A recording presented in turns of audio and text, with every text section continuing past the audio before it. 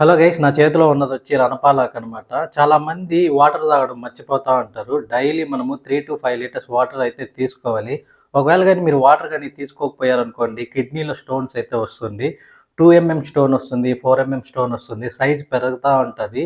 2 4 stones వచ్చిందనుకోండి, భయపడాల్సిన అవసరం లేదు. మీరు డైలీ 3-5 లీటర్స్ అయితే తాగారనుకోండి, మీకు స్టోన్ అయితే వచ్చేస్తుందనమాట యూరిన్‌లో.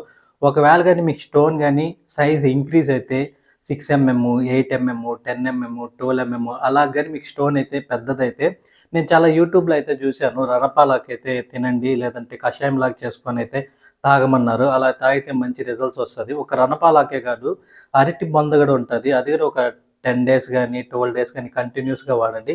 ఇప్పుడు మీకు ఈ రణపాలకు నేను చూపిస్తున్నాను గదా! ఇదొచ్చి మా ఫ్రెండ్ దగ్గర అయితే ఉన్నింది. నేనైతే తీసుకొనొచ్చాను వీడియో కోసం అనేసి.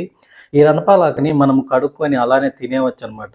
ఈ రణపాలాకుని కొంతమంది చెప్తారు, కొండైన పిండి చేసే శక్తి ఉన్నదొచ్చి ఈ రణపాలాకు అని అయితే అంటారు. యూట్యూబ్‌లో అయితే చెప్పారు ఈ రణపాలాకు చాలా మంచిదనేసి. ఇదైతే మనం అలానే తినేయొచ్చనమాట కడుక్కొని. లేదంటే కషాయంగా చేసుకొని తాగొచ్చు. అయితే ఇలానే తినేస్తున్నాము. మంచిదే, తింటే ఏం కాదనమాట.